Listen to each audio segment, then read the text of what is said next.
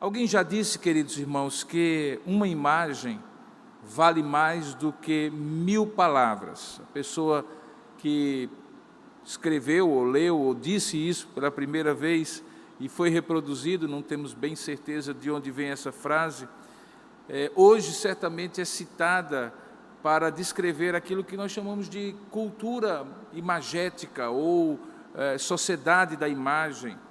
Como é que as pessoas formam conceitos, opiniões, muito mais pela aparência das coisas do que pela essência delas. E eu gosto de acrescentar que sempre que eu faço menção a essa frase, que uma imagem vale mais do que 1000 palavras, que um gesto vale mais do que 1000 imagens. Ou seja, se uma imagem vale mais do que 1000 palavras, um gesto concreto vale mais do que 1000 imagens. Porque eu acredito que existe um significado em todos os gestos que nós praticamos, temos na vida, e que eu gosto de chamar de coreografia da vida. Existe uma coreografia na vida de cada um de nós, e nesta manhã nós vamos ver, dentro da sequência das exposições bíblicas que estamos fazendo, a coreografia do Redentor Jesus Cristo.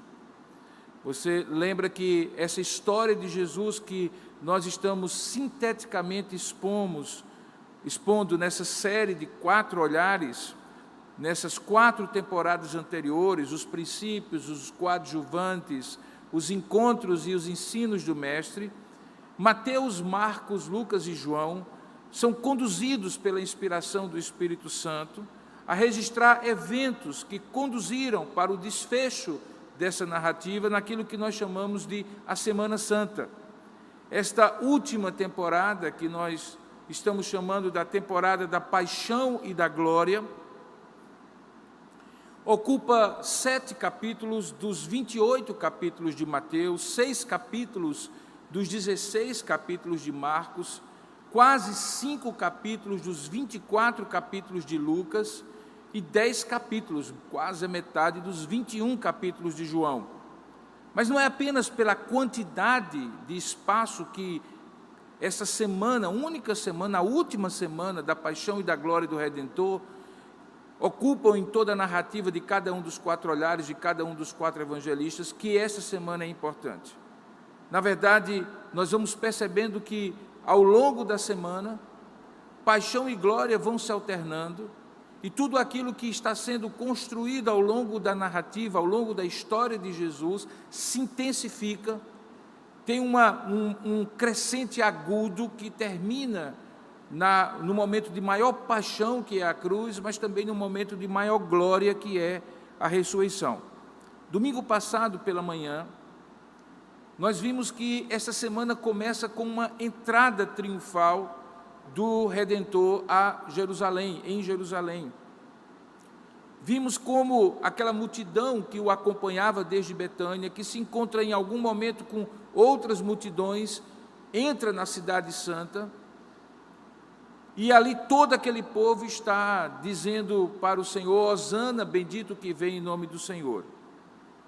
O texto nos deixa, de domingo passado para cá, com Jesus voltando a Betânia, onde havia ali tanto a casa de Simão o leproso, como a casa de Maria, Marta e seu irmão Lázaro, como pontos de apoio, que ele vai e volta no domingo, na segunda e na terça-feira da chamada Semana da Paixão. Hoje, nós vamos dar continuidade falando sobre essa coreografia do Redentor, que chega de maneira muito clara a acontecer na segunda e na terça-feira, e hoje pela manhã nós vamos, no segundo episódio, que tem esse título, A Coreografia do Redentor, falar sobre os fatos que acontecem na segunda-feira, após aquela entrada triunfal de Jesus. E aí veremos que os gestos valem mais do que 1000 palavras, e mais do que 1000 imagens. Abra, portanto, a sua Bíblia em Marcos capítulo 11, nós vamos ler do versículo 12 ao versículo 19, e eu convido você a acompanhar essa leitura da palavra de Deus. Marcos capítulo 11, do verso 12 ao verso 19, da palavra de Deus. Veja o que diz a descrição de Marcos, que eu estou tomando como ponto de apoio, o olhar que vai nos conduzir, mas que eu vou fazer referências em alguns momentos aos outros olhares de Mateus, de Lucas, sobre esses episódios da segunda-feira. Diz assim no verso 12: no dia seguinte, ou seja, na segunda-feira, quando saíram de Betânia, e aí se pressupõe Jesus e os seus discípulos, Jesus teve fome. E vendo de longe uma figueira com folhas, foi ver se nela, porventura, acharia alguma coisa. Aproximando-se dela, nada achou, senão folhas, porque não era tempo de figos. Então lhe disse Jesus: nunca jamais alguém coma do fruto de ti. E os seus discípulos ouviram isto. E eles seguiram para Jerusalém. Entrando ele no templo, passou a expulsar os que ali vendiam e compravam, derribou as mesas dos cambistas e as cadeiras dos que vendiam as pombas para os sacrifícios. Não permitia que alguém conduzisse qualquer utensílio atravessando pelo templo, e também os ensinava dizendo: não está escrito, a minha casa será chamada casa de oração para todas as nações? Vós, porém, a tendes transformado em covil de salteadores. E os principais sacerdotes e escribas ouviam estas coisas e procuravam um modo de lhe tirar a vida, pois o temiam, porque toda a multidão se maravilhava da sua doutrina. Em vindo a tarde, saíram da cidade. E passando eles pela manhã, e aí já no dia seguinte, da terça-feira, viram que a figueira secara desde a raiz. E então Pedro, lembrando-se, falou: mestre, eis que a figueira que amaldiçoaste secou. Ao que Jesus lhes disse: tende fé em Deus. Porque em verdade vos afirmo que se alguém disser a este monte, e provavelmente era o Monte das Oliveiras que ele tinha diante de si, ergue-te e lança-te ao mar, e não duvidar no seu coração, mas crer que se fará o que se diz, assim será com ele. Por isso vos digo que tudo quanto em oração pedirdes, crede que recebestes, e será assim convosco. E quando estiverdes orando, se tendes alguma coisa contra alguém, perdoai, para que o vosso Pai Celestial vos perdoe as vossas ofensas. Mas se não perdoardes, também vosso Pai Celestial não vos perdoará as vossas ofensas. E então regressaram para Jerusalém. Que Deus abençoe a sua palavra lida.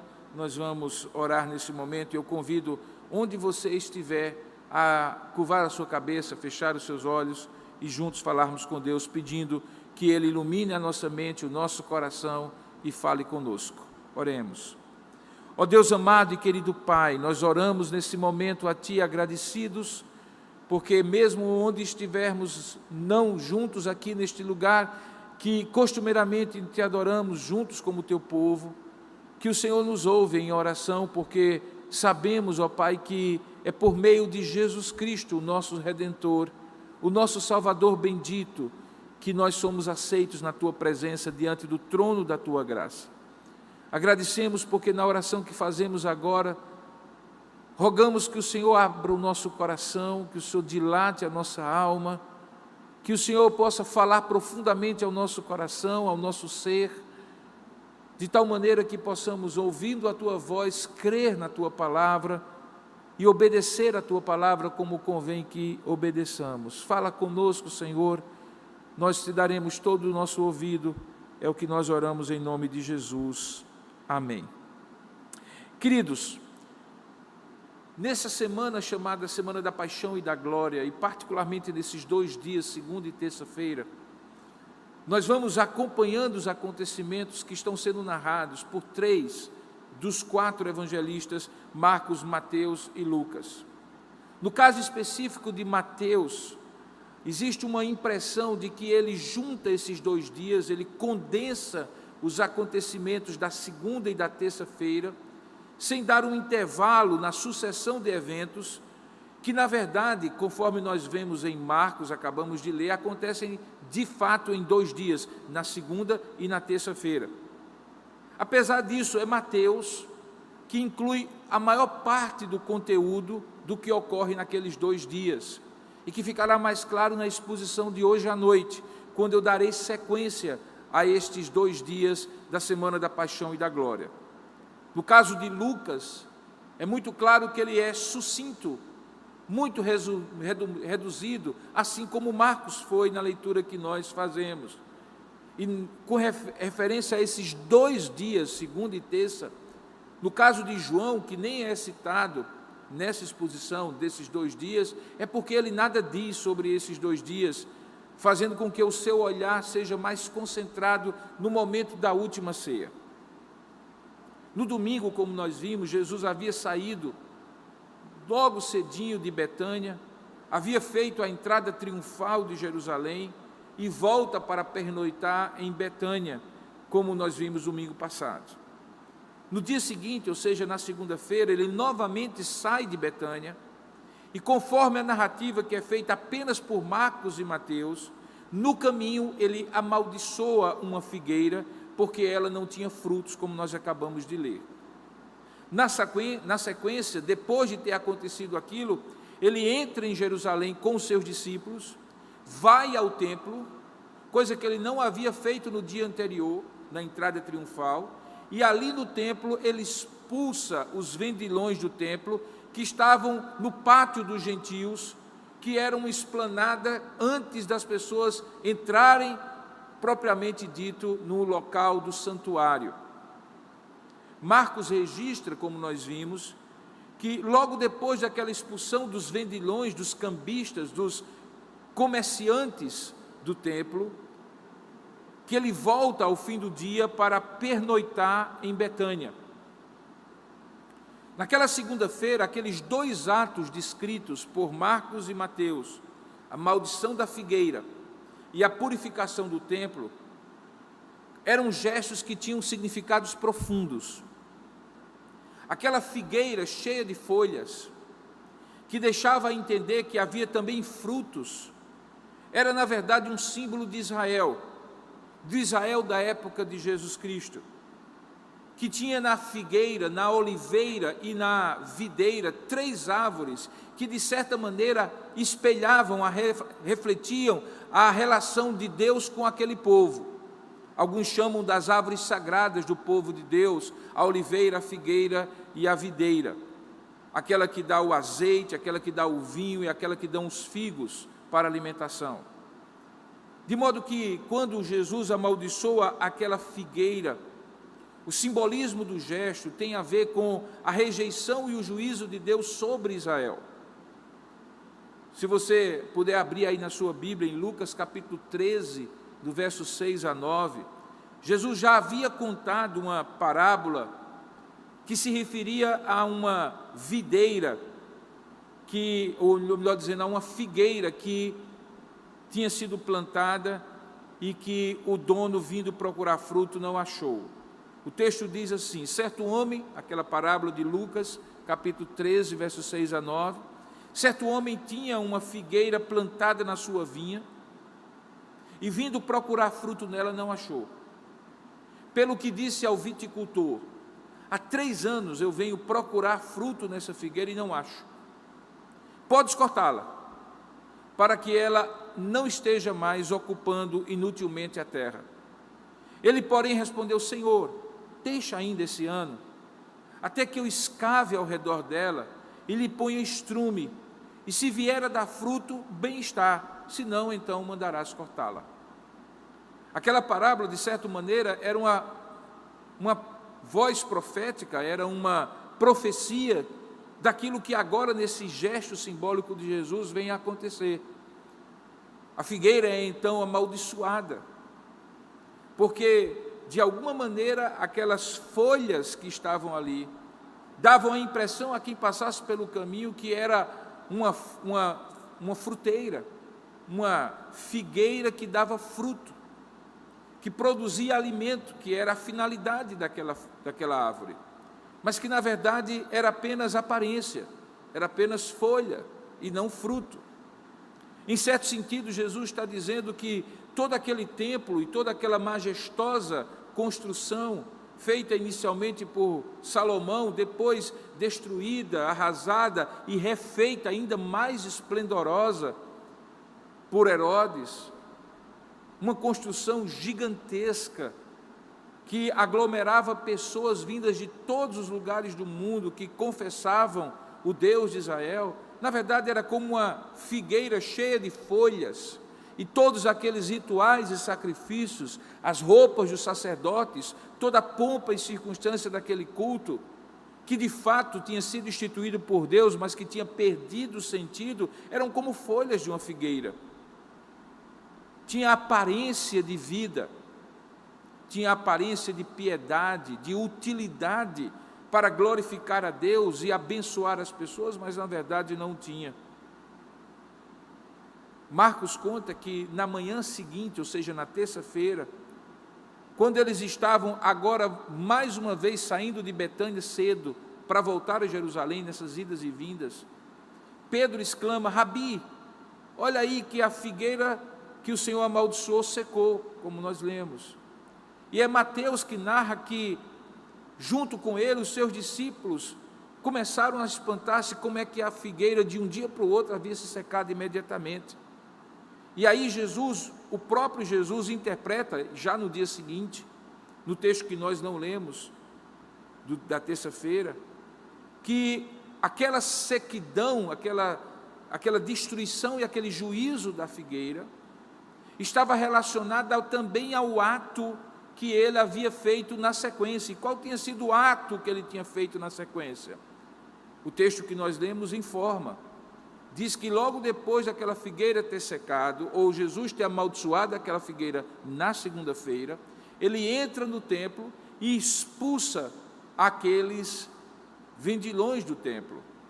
Na terça-feira, quando Jesus vai explicar aos seus discípulos qual era o significado daquele gesto de ter amaldiçoado a figueira, quando eles percebem no dia seguinte, na terça-feira, que a figueira havia secado, Jesus junta as duas histórias: a figueira que foi amaldiçoada e a limpeza do templo que ele faz na sequência.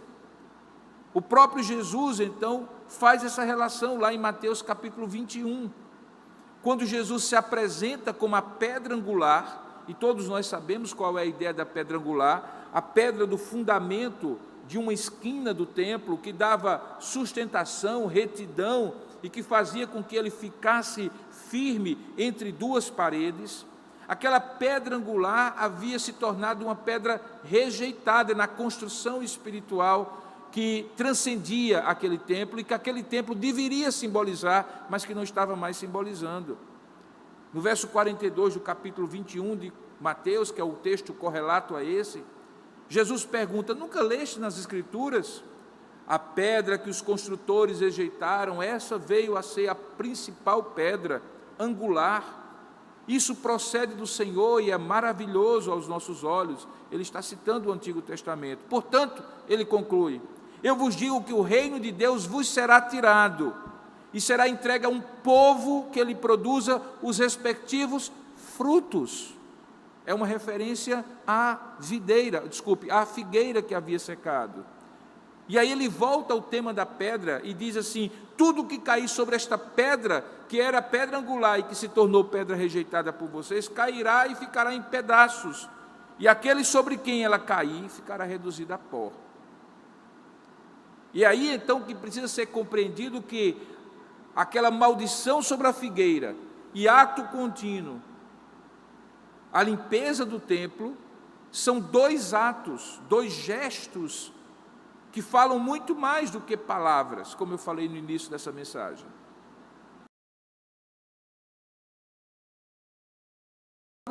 De repúdio para algo que Deus está desagradado com aquele povo que tinha sido colocado como uma figueira para dar fruto às nações,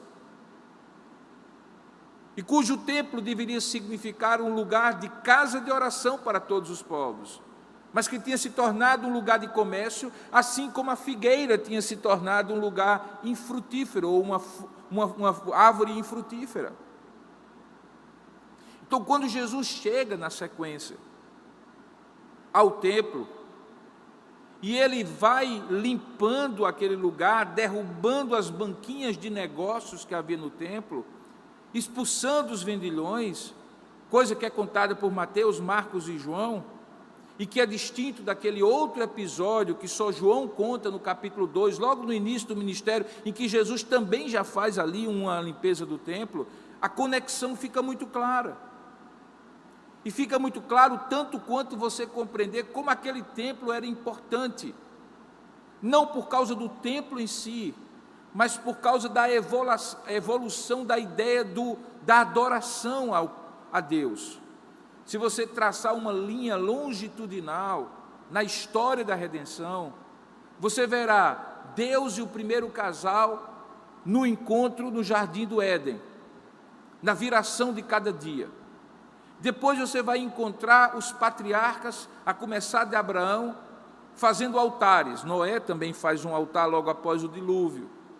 E em cada lugar em que eles estavam, eles marcavam aquele lugar, antes mesmo de estender suas tendas, eles eram nômades, e quando eles se fixavam num determinado lugar por um determinado tempo, eles faziam um altar, e muitas vezes aquele altar tinha o nome da experiência espiritual que aquele patriarca tinha com Deus, e havia altares ali em vários lugares da terra prometida.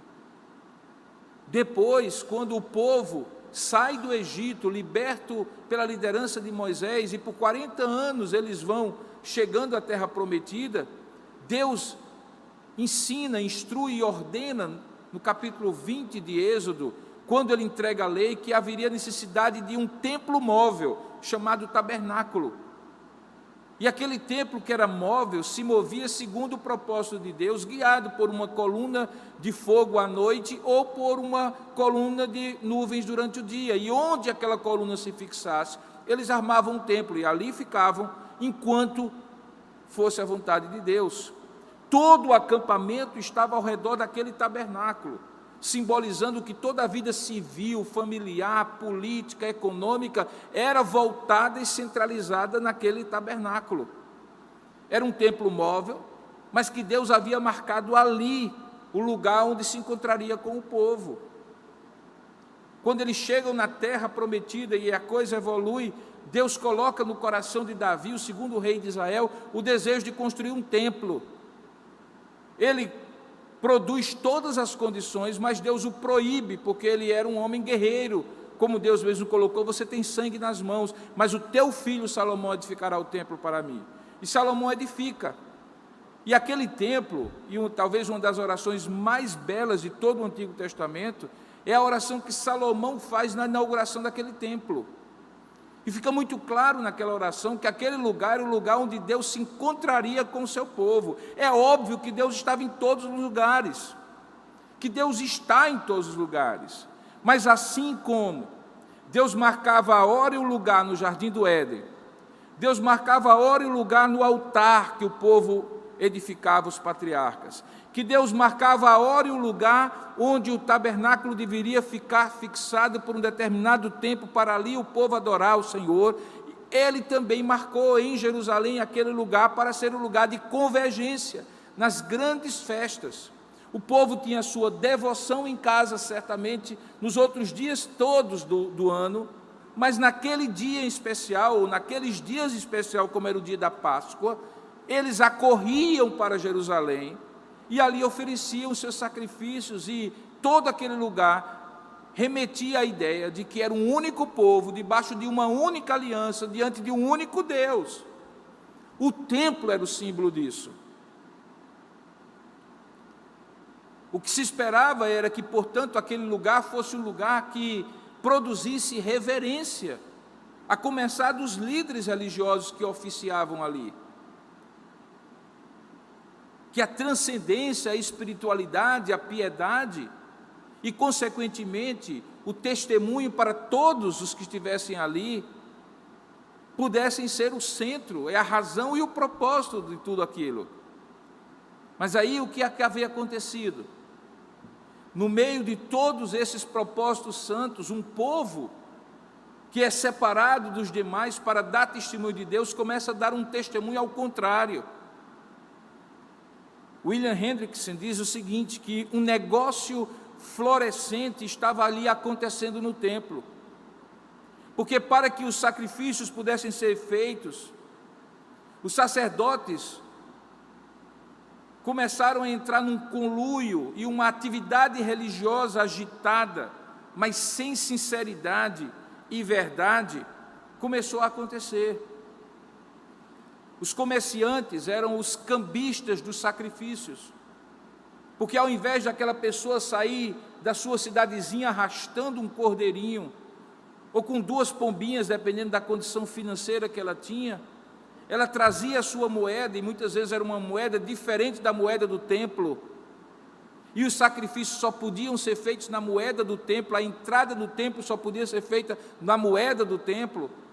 Algumas pessoas logo estabeleceram as suas banquinhas na esplanada do templo, de tal maneira que as pessoas chegavam com o seu dinheiro, trocavam o seu dinheiro, pagavam a entrada do templo, compravam o seu sacrifício e podiam então oferecer.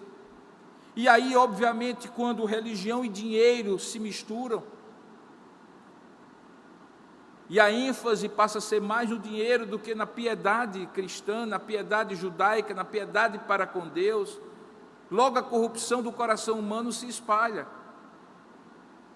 Alguns comentaristas dizem que os sacerdotes com interesses comerciais entraram em conluio com os comerciantes, de modo que aqueles homens e mulheres que insistissem em trazer os seus animais eram desqualificados por não serem impuros, por não estarem perfeitos, por não estarem em boas condições. O que os obrigava então a ter que comprar o animal que estava ali na banquinha e trocar o seu dinheiro. Então o cambista ganhava no câmbio, ganhava na venda do animal, e dizem alguns comentaristas que parte deste lucro era dividido com a classe sacerdotal. Jesus obviamente conhece tudo isso, e ao chegar naquele templo, o cheiro de animais,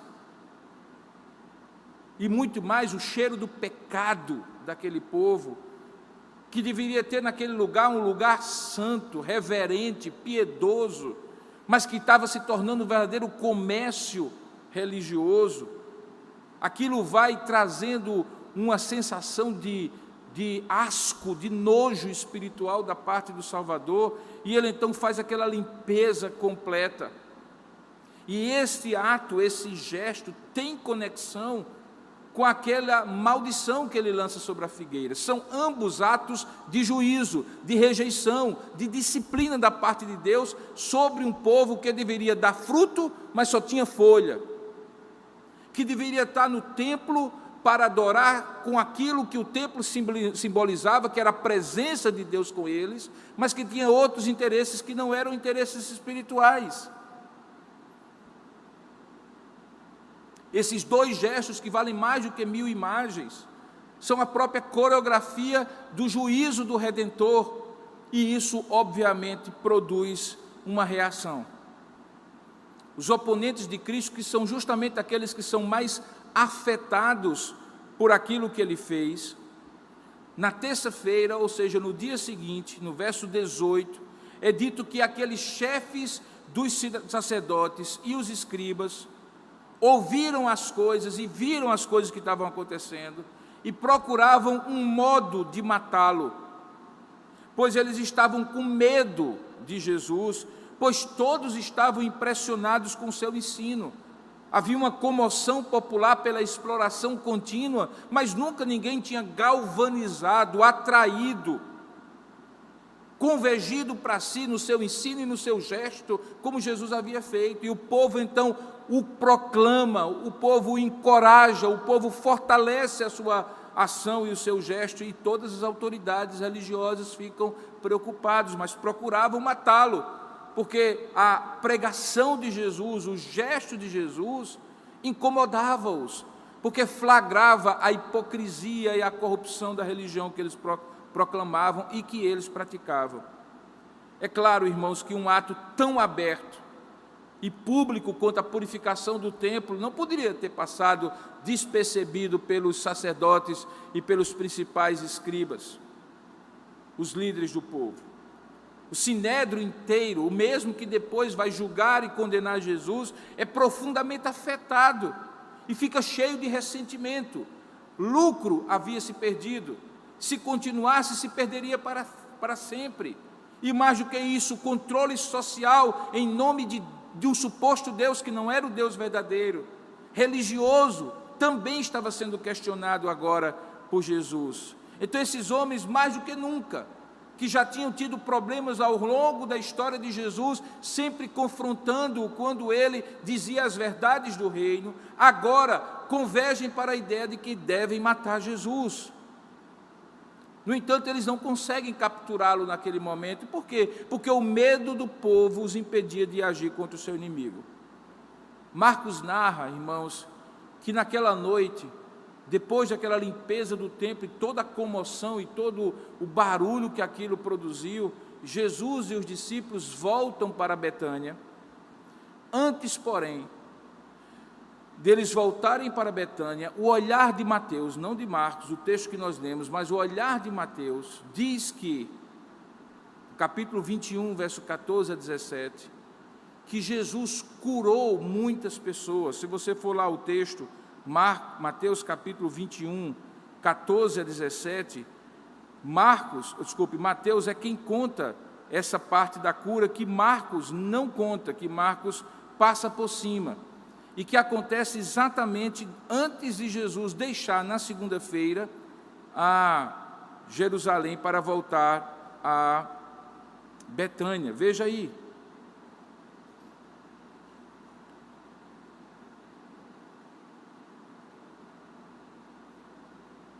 Mateus capítulo 21, pode abrir, verso 14 a 17. Diz assim, olha: vieram a ele no templo cegos e coxos, e ele os curou. Mas vendo os principais sacerdotes e os escribas as maravilhas que Jesus fazia, os gestos de amor, de cura, de poder e de manifestação da sua graça, e vendo que os meninos e as crianças ali continuavam clamando a mesma coisa que no dia anterior haviam dito, Hosana ao filho de Davi, eles se indignaram e perguntaram a Jesus, ouves o que esses estão dizendo? E respondeu Jesus, sim. Vocês nunca leram? E aí ele cita o Salmo 8, da boca de pequeninos e crianças de peito tiraste o perfeito louvor. E aí é um terceiro gesto de Jesus que vale mais do que 1000 palavras e que 1000 imagens. Porque aqueles coxos, cegos e aleijados que estavam ali, normalmente estavam ali nos pátios do templo, mendigando o seu sustento, mas não eram admitidos ao lugar de adoração. Porque a regra que era a regra para os sacerdotes estava sendo aplicada para eles. E qual era a regra dos sacerdotes? De modo simbólico, eles não podiam ter defeito físico. Mas a religião da época havia estendido para excluir qualquer pessoa, mesmo que não fosse sacerdote, que viesse adorar e tinha direito de adorar porque era criatura de Deus feita à sua imagem, assim como uma pessoa em estado perfeito físico. Aqueles que ficavam ali, portanto, também viviam do templo, mas viviam diante do fato de que tinham sido excluídos completamente da adoração do templo, e Jesus os vê, e ao vê-los ele faz o terceiro gesto, junto com a figueira amaldiçoada e a purificação do templo. A coreografia do Redentor está completa. Ele julga o povo amaldiçoando a figueira, os sacerdotes e autoridades que eram vistosos como uma figueira cheia de folhas, mas sem nenhum fruto. Ele limpa o templo e recupera a ideia de que o templo é o símbolo da presença de Deus, que deve ter reverência, respeito, senso de temor e não servir para comércio religioso.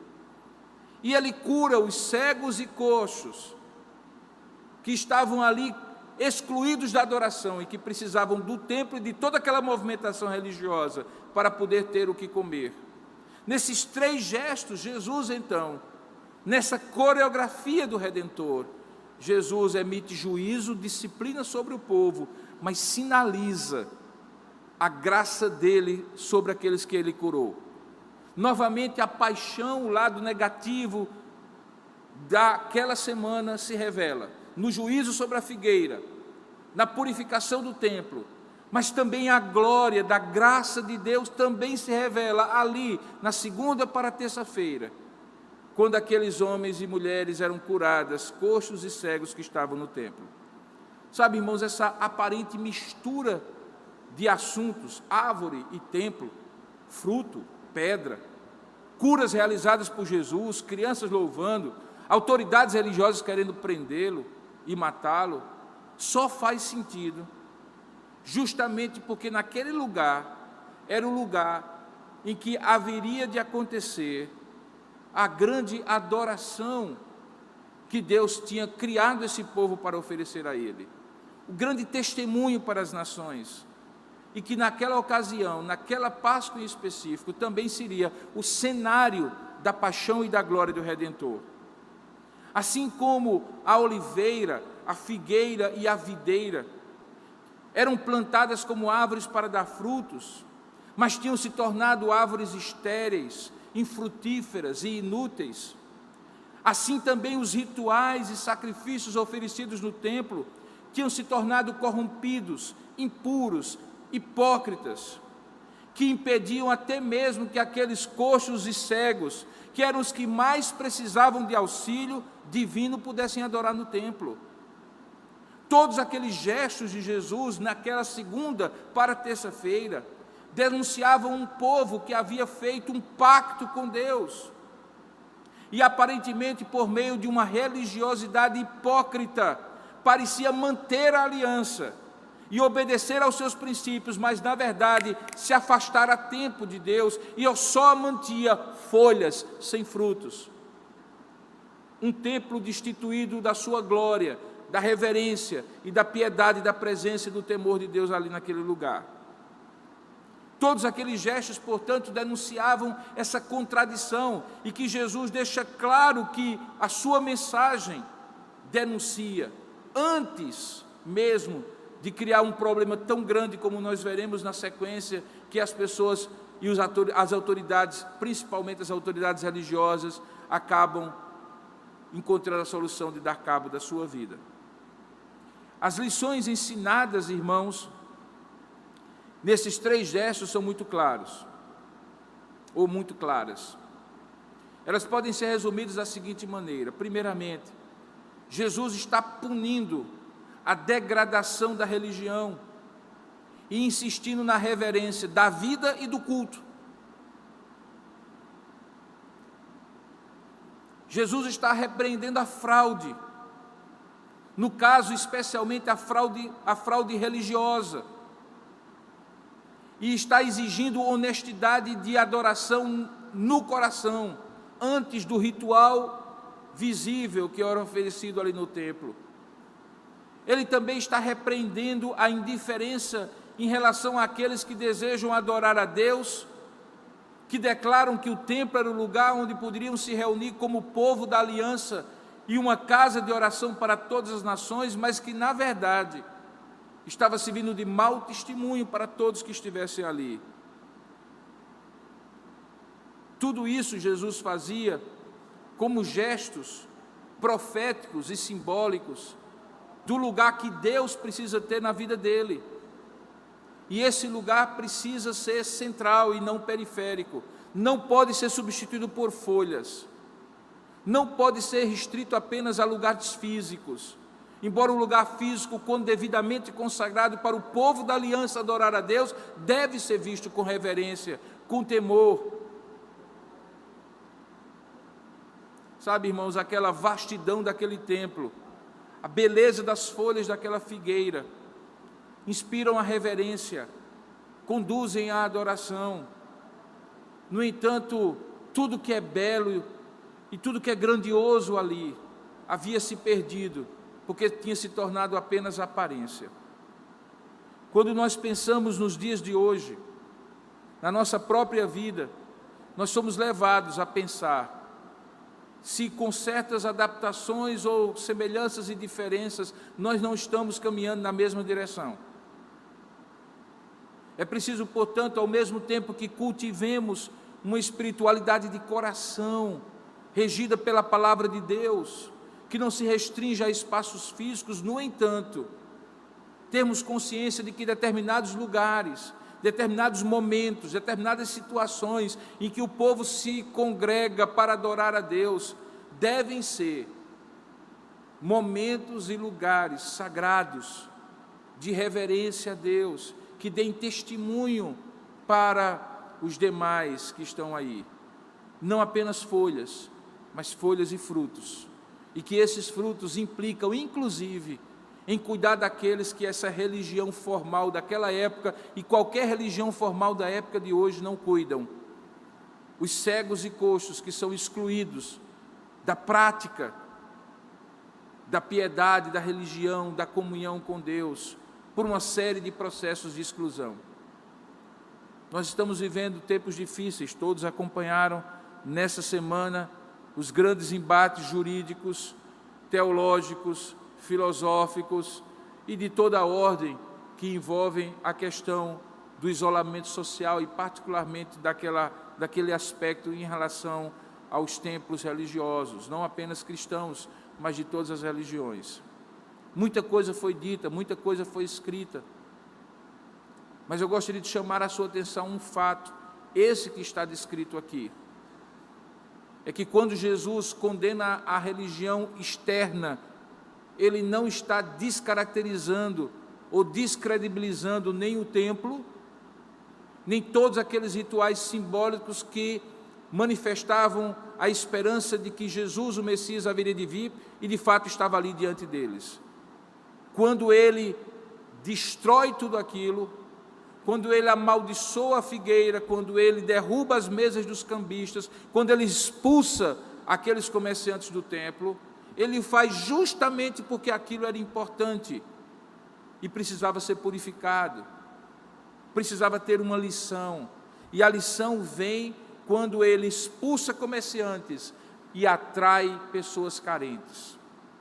Talvez essa, irmãos, seja a grande lição desses dias de hoje, em que por razões as mais diversas, e como eu costumo dizer, certamente algumas delas injustas, com igrejas como a nossa que estavam e estão cumprindo as suas exigências legais e sociais, contribuindo para a situação, mas que são penalizadas por não termos o culto presencial, que é o único culto que podemos oferecer a Deus, visto que o que nós estamos fazendo aqui é a transmissão daquilo que nós estamos cultuando aqui, esperando que você cultue aí. Quando esse momento acontece, irmãos, é preciso lembrar que apesar de estarmos colaborando, o lugar em que o povo de Deus, no dia do Senhor, precisa estar é na casa do Senhor, mas que não precisa estar e não deve estar pelos motivos que esses mercadores, essas autoridades religiosas estavam, pela religião em si e pelo lucro que essa religião possa dar, mas para poder acolher cegos e coxos que estão excluídos. E se nós não podemos estar aqui, mas podemos fazer isso onde estivermos, devemos fazer, porque aí sim se aplica o princípio de que onde quer que estejamos, podemos adorar a Deus, e tudo quanto fizermos, devemos fazer em adoração a Deus, inclusive curar cegos e coxos, incluí-los no povo de Deus. Eu espero que você tenha entendido essa coreografia do Redentor e a aplique para você, porque nos dias de hoje, se é verdade que uma imagem vale mais do que 1000 palavras, um gesto concreto vale mais do que 1000 imagens, 1000 sermões, 1000 discussões no STF. É quando você coloca na prática, na sua vida, na sua família e na sua igreja, aquilo que de fato é a essência do Evangelho, que Jesus certamente não rejeita, Ele purifica para que Ele possa ter a verdadeira adoração. Que Deus nos abençoe, que Deus nos dê a sua graça e que você seja profundamente abençoado pela palavra do Senhor. Ó Deus amado e querido Pai, nós louvamos e bendizemos o Teu santo nome, Senhor, porque cremos, ó Pai, que este culto que oferecemos aqui neste lugar, os que aqui estão, está sendo oferecido com sinceridade, em espírito e em verdade, diante de Ti. E ao transmitirmos isso para onde quer que as pessoas estejam, a nossa expectativa, ó Pai, que onde quer que elas estejam, um ou vários reunidos, que elas também estejam lá onde estão adorando a Ti, ouvindo a Tua palavra, cantando conosco e adorando o Senhor, o Deus onipresente que está aqui conosco e também está com eles. Mas, ó Pai, acima de tudo, que não seja aqui onde estamos, onde eles estiverem, o tipo de adoração, de corrupção da religião que Jesus purificou no templo naquele dia de segunda-feira da Semana da Paixão. Ó Deus, que também não sejamos como aquela figueira muito cheia de folhas, de discursos bonitos e expressões religiosas aparentes, imagens, quando o Senhor deseja muito mais do que imagens, mas gestos concretos de adoração e de manifestação da Tua graça. Sejamos, portanto, ó Deus, aqueles que escolham incluir cegos e coxos, ao invés de mercadejar no Teu templo. E que isso seja uma atitude de cada um de nós, mas também do Teu povo reunido, porque o Teu povo reunido é o povo da aliança feita em Teu nome. Ó Deus, oramos para que o Senhor nos ajude a ter sabedoria nesses dias difíceis, para que sejamos menos falantes e mais praticantes, e portanto mais piedosos diante de Ti. É o que nós oramos e Te agradecemos, em nome e para a glória de Jesus. Amém. Que a graça do nosso Senhor e Salvador Jesus Cristo, o amor do nosso Deus e bendito Pai, o poder, a comunhão e a consolação do Santo Espírito de Deus repouse sobre nós e sobre todo o povo de Deus na face da terra, desde agora e para todo sempre. Amém.